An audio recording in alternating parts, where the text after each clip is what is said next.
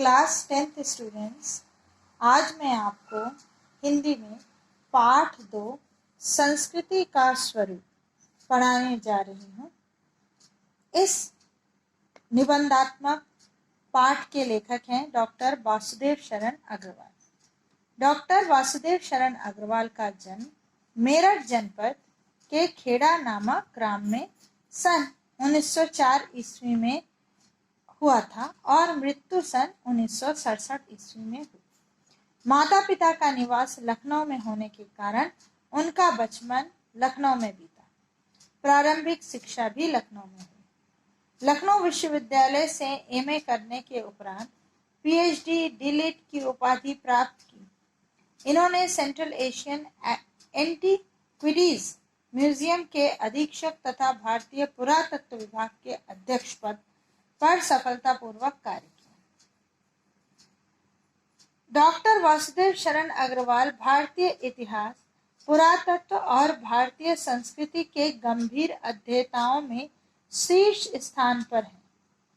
कालिदास के मेघदूत तथा बाणभट्ट के हर्षचरित की नवीन पीठिका प्रस्तुत करने में इनका महत्वपूर्ण योगदान है। इनकी लिखी और संपादित पुस्तकों में उरुज्योति, कला और संस्कृति, कल्पवृक्ष, कादम्बरी, मलिक मोहम्मद जायसी, पद्मावत, पाणिनि कालीन भारतवर्ष, पृथ्वीपुत्र, पोद्दार, अभिनंदन ग्रंथ आदि प्रमुख हैं। संस्कृति का स्वरूप। इस निबंधात्मक पाठ में संस्कृति को एक शब्द को एक बहुत व्यापक अर्थ में समझाया गया है। सांस्कृतिक कार्य बहुत फल देने वाला बड़ा वृक्ष होता है। संस्कृति मनुष्य के भूत, वर्तमान और भावी उन्नति, उसकी सब प्रकार की पूर्णता का मूल है। विविध प्रकार के परिवर्तनों के साथ संस्कृति विकसित होती जाती है। लगातार पीढ़ी दर पीढ़ी बढ़ते जाने वाले मनुष्य का जो ठाठ है, वह सब संस्कृति की देन है। धर्म, दर्शन, साहित्य आदि उसके ही अंग हैं। संस्कृति मन का मन, प्राणों का प्राण और शरीर का शरीर है। जीवन को संवर्धन प्रदान करने वाली संस्कृति ही है। अर्थात संस्कृति, जो भी उन्नति हम जीवन में करते हैं, वह क्रमवार होती है और उसका कारण संस्कृति होती है। जितना अच्छा धर्म, दर्शन, साहित्य हम दिन प्रतिदिन हमारी इन्हीं चीजों में जब परिवर्तन होता है, वह उन्नति के ओर अग्रसर होती है, उससे संस्कृति बढ़ती है। और संस्कृति का ही कारण है कि ये सारी चीजें हमें पिछले जमाने में नहीं आती थी, वह आज उतनी ही सुंदर तरीके से आती है। प्राचीन और नवीन के मिलने का स्थान ही संस्कृति के उपजाऊ भूमि।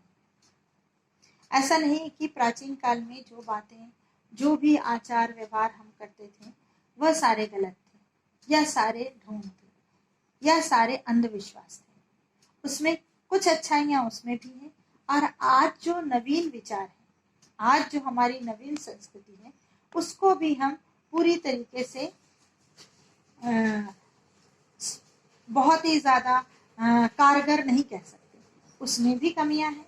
तो संस्कृति वही बेहतर होती है जो प्राचीन की अच्छी बातों को भी ले और नवीन की अच्छी बातों को मिलाकर आगे बढ़े। वही संस्कृति जीवित भी रहती है और पल्लवित भी होती है।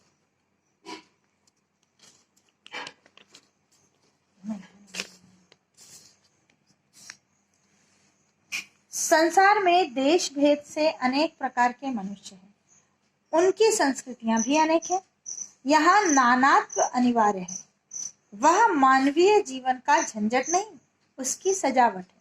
जितना डिफरेंशिएशन होगा, धरती उतनी ही सुंदर होगी, उतनी ही प्रकार की संस्कृति भी होगी।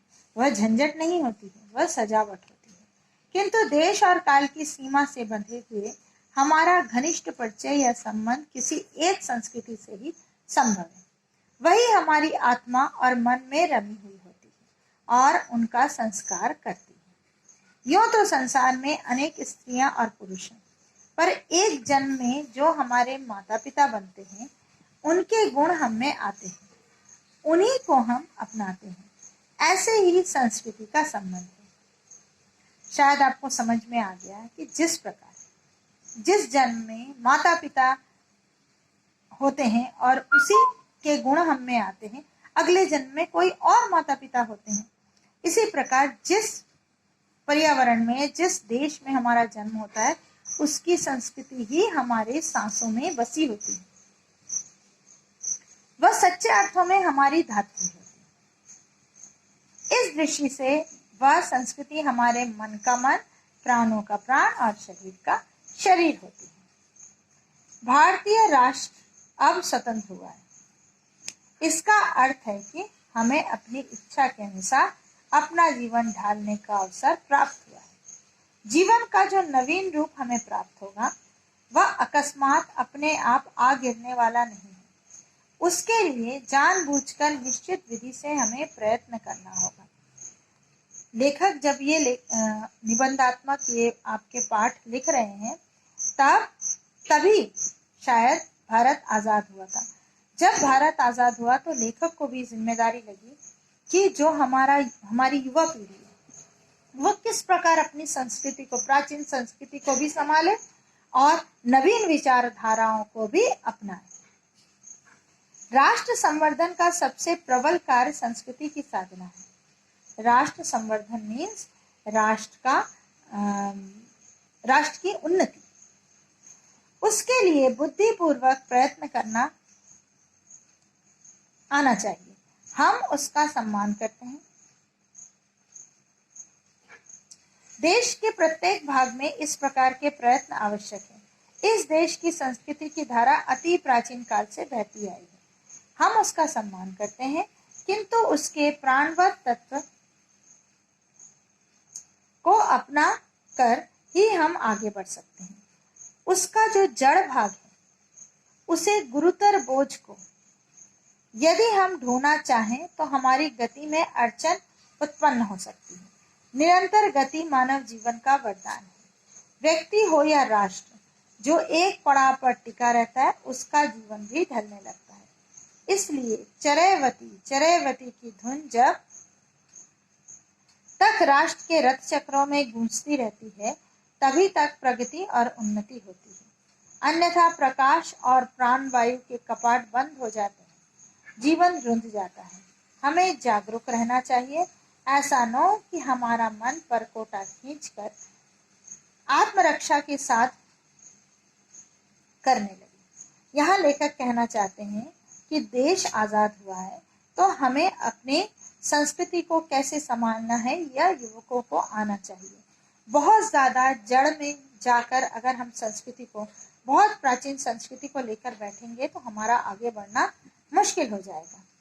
वहां से कुछ अच्छी बातें नहीं और नवीन जो विचारधारा है उसको मिलाकर हम लगातार गति करते रहें। गति जब रुक जाती है, चाहे मानव व्यक्ति की हो या राष्ट्र की हो, तो वह जीवन ढलने लगता है या उन्नति का पथ समाप्त होने लगता है, रुक जाता है। इसीलिए चरैवती मीन्स चलते रहना। लेखक चाहते हैं कि हमारा जो राष्ट्र है वह आगे बढ़ता रहे, नवीन और प्राचीन दोनों ही संस्कृतियों के विचारों को लेकर।